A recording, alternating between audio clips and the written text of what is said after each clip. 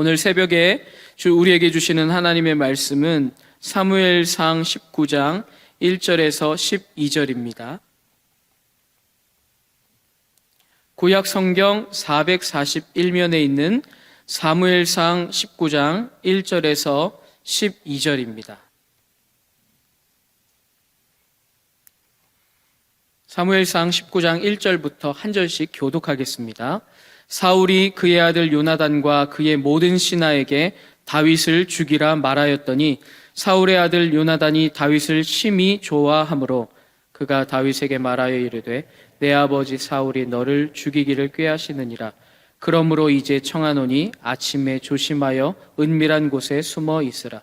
내가 나가서 내가 있는 들에서 내 아버지 곁에 서서 내 일을 내 아버지와 말하다가 무엇을 보면 내게 알려주리라 하고, 요나단이 그의 아버지 사울에게 다윗을 칭찬하여 이르되 원하건대 왕은 신하 다윗에게 범죄하지 마옵소서.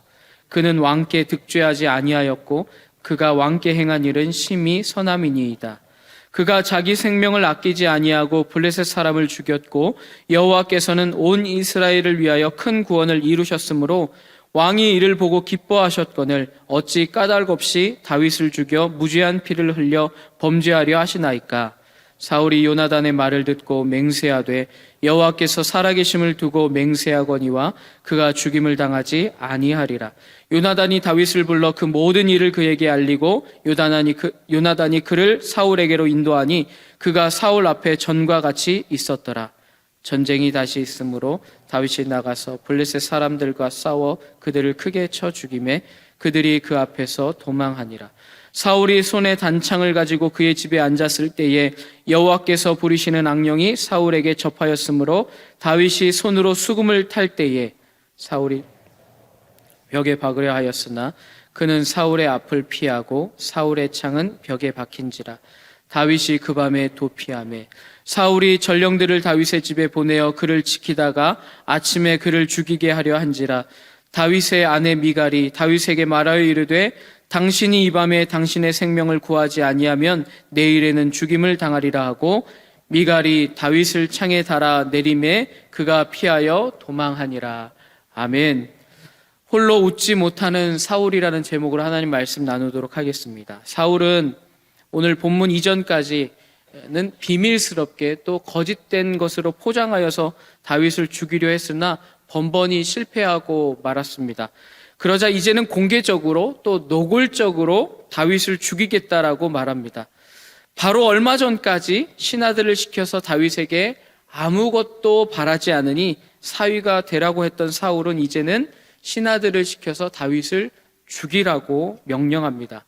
오늘 본문에는 또 사울의 아들 요나단 그리고 딸 미갈이 함께 등장을 하는데 그 당시에 다윗 때문에 가장 위협을 느끼고 또 위기를 느낄 수 있는 사람 또한 요나단이었을 수도 있습니다. 다윗을 가장 싫어해야 될 사람이 될 수도 있었던 요나단은 그러나 오늘 본문에 보면 다윗을 심히 좋아했다라고 말하고 있어요. 백성들이 요나단의 이름을 외치는 기록은 없지만 자신의 아버지 사울은 천천히요, 다윗은 만만이다 라고 하는 이런 어디서 듣지 못했던 한 남자가 와서 자기의 자리, 앞으로 내가 왕이 돼야 되는데 내가 왕이 될 그 자리를 앞으로 차지하게 될 것 같은 이 다윗, 이 사람을 바라보면서 오히려 더 질투심이 생기고 경쟁심이 생길 만한 사람이 바로 요나단이었겠지만 그러나 요나단은 다윗을 바라보며 한 번도 그런 마음을 갖지 않고 오히려 그를 심히 좋아했다라고 합니다. 왜냐하면 다윗에게는 요나단에게는 다윗에게 하나님께서 은혜 베푸시는 것들이 보였기 때문이죠. 심히 좋아했다, 심히 사랑했다라고 말합니다. 또한 아버지 사울이 다윗을 죽이려고 할 때에 아버지에게 찾아가서 그 다윗을 죽이는 것은 아버지가 범죄하는 것입니다. 다윗이 아버지에게 전혀 득죄할 만한 일을 하지 않았는데 까닭 없이 왜 피를 흘리려고 하십니까? 라고 말하며 아버지 사울을 말리고 있습니다. 다윗을 변호하고 있어요. 자신의 자리를 빼앗을지도 모르는, 앞으로 그렇게 될지도 모르는 많은 사람들의 인기를 얻고 있는 이 다윗을 오히려 미워하는 것이 더 당연할지도 모르는 요나단에게는 그 다윗을 사랑하는 마음이 있었습니다. 사울은 죽이려 하지만 또 그의 딸 미갈은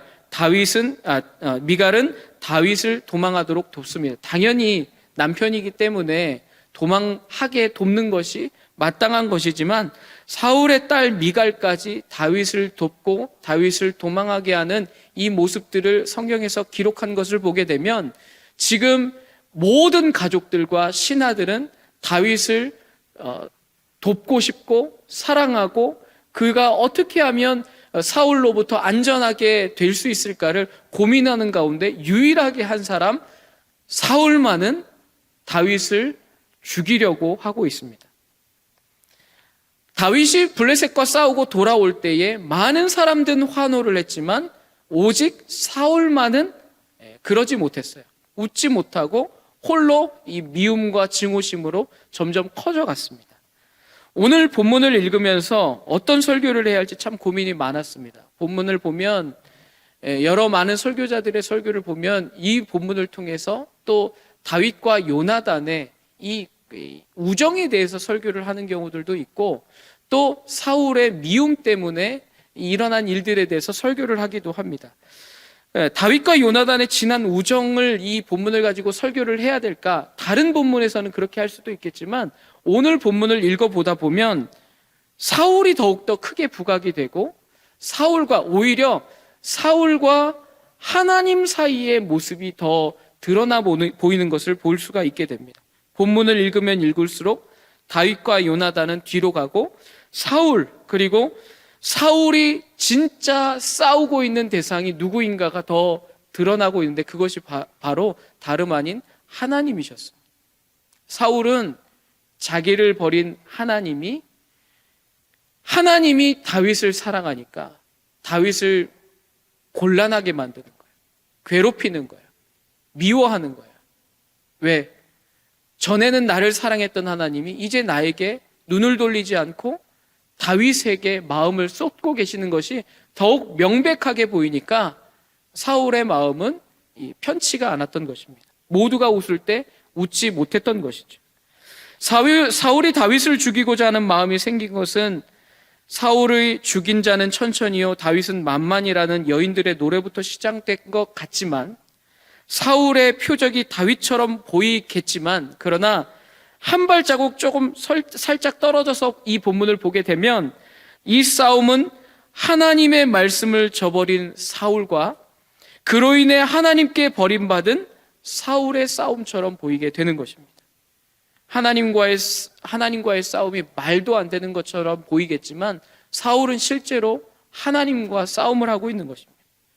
다윗에게 이렇게까지 할 필요가 있을까요? 이스라엘 백성들을 구원한 다윗이었습니다.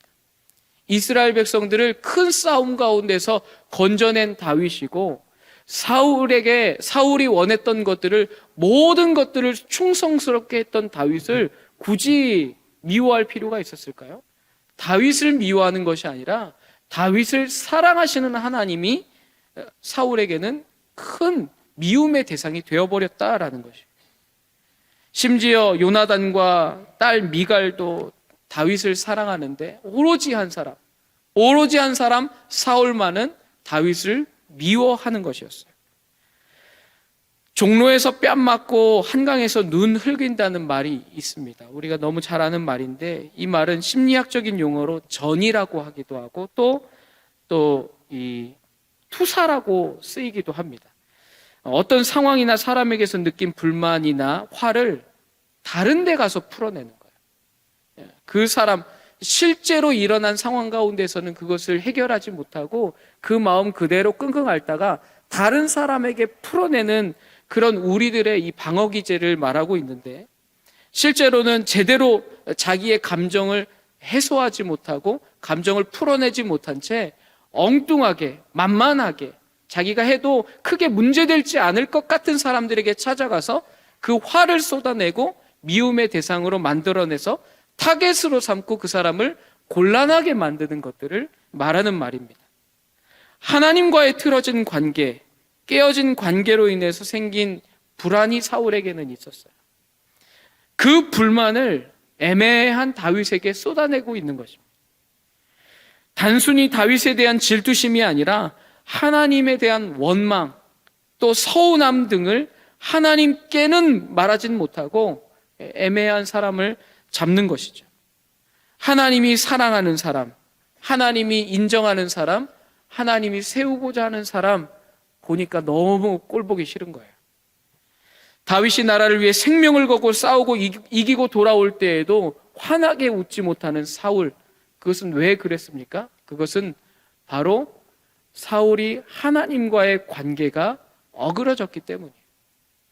하나님과의 관계가 회복이 되지 못하니까 주변에 있는 아들과의 관계, 주변에 있는 딸과의 관계, 주변에 있는 사람들과의 관계, 주변에 자신에게 충성하는 사람에게까지도 그 관계가 어그러졌다라는 것입니다.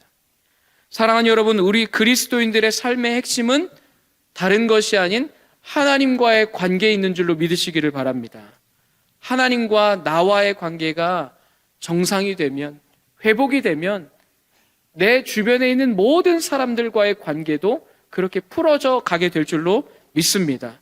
그러나 반대로 하나님과의 관계가 어그러지고 꼬여지고 내가 기도했던 것 들어주시지 않는 것처럼 하나님은 왜 내게는 이렇게 서운하게 하십니까? 라고 하는 이러한 감정들이 계속해서 마음속에 가득 채워진다면 그 마음을 오히려 애먼 사람들한테 더 쏟아내면서 관계가 틀어지는 것을 우리가 보게 되는 것입니다. 요한복음 15장 5절의 말씀은 이렇게 말합니다. 나는 포도나무여 너희는 가지니 사람이 열매를 많이 그가 내 안에 내가 그 안에 거하면 사람이 열매를 많이 맺나니 하지만 나를 떠나서는, 예수님을 떠나서는, 하나님을 떠나서는 너희가 아무것도 할 수 없다. 너희가 아무 열매도 맺을 수 없다라고 말씀해 주셨습니다. 하나님과의 관계가 우리에겐 모든 것들을 결정한다라는 것을 기억하시기를 바랍니다. 하나님과의 관계가 더욱 깊어져가는 여러분의 삶이 되기를 축복합니다.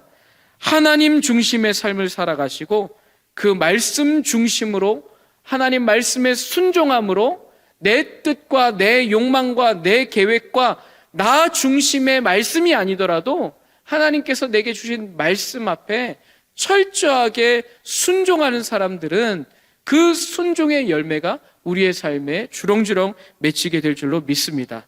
오늘 하루를 시작하면서도 하나님 말씀에 또 하나님과의 관계가 온전히 회복되어지기를 간절히 구하는 기도를 올려드리면서 오늘 하루가 그렇게 복된 하루가 되시기를 예수님의 이름으로 축복합니다.